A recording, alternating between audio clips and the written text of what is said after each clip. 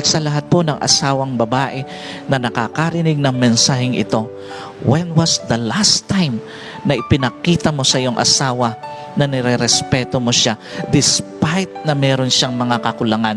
When was the last time na ipinarinig mo sa kanya na mahal mo siya despite na mga pagsablay niya sa buhay? And when was the last time na ipinadama mo sa kanya na importante siya despite na hindi na niya kayang isustain pa ang pangangailangan ng inyong tahanan o pamilya? Alam niyo po, pinakamasarap sa isang tatay, sa isang ama, ang maramdaman na nirerespeto siya, pinapahalagahan siya,